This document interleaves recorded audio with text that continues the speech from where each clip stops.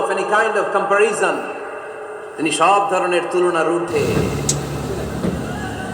As a father, as a teacher, as a commander, as a lawgiver, as a lawmaker, as a reformer of the society, Muhammad is the superman of the world.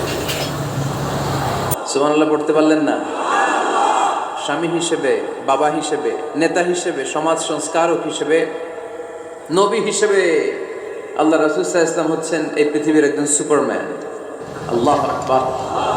যার উপর একবার দুরূদ পড়লে 10টি রহমত নাযিল করে কে? 10টি গুনাহ মাফ করে কে?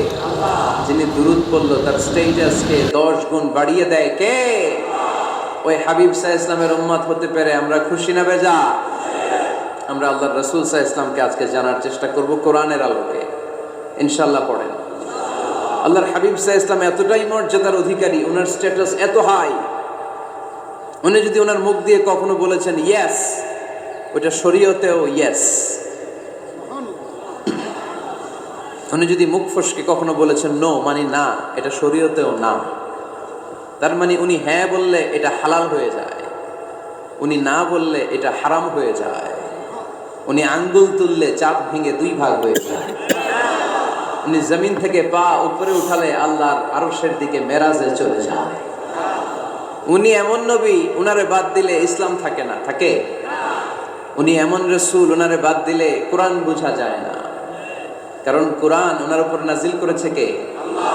উনি এমন হাবিব যাকে বাদ দিলে হাদিস বোঝা যায় না, কারণ এই হাদিস হচ্ছে এই প্রিয় নবীর মুখনিসৃত বাণী, ঠিক কি না?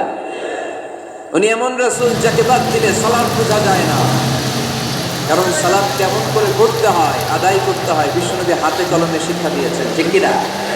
এক সাহাবী সালাত করছিলেন, সালাত করে আল্লাহর হাবিব সাল্লাল্লাহু আলাইহি ওয়াসাল্লামের কাছে আসলেন।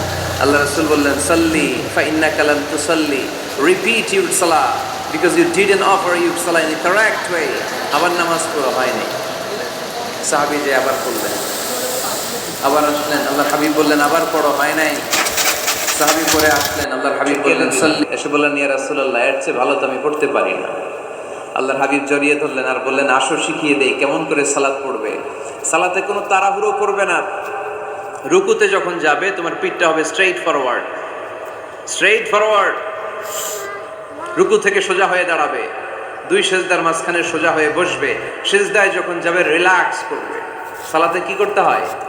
রিল্যাক্স। আমার সাথে সাথে সবাই আওয়াজ করে পড়েন রিল্যাক্স।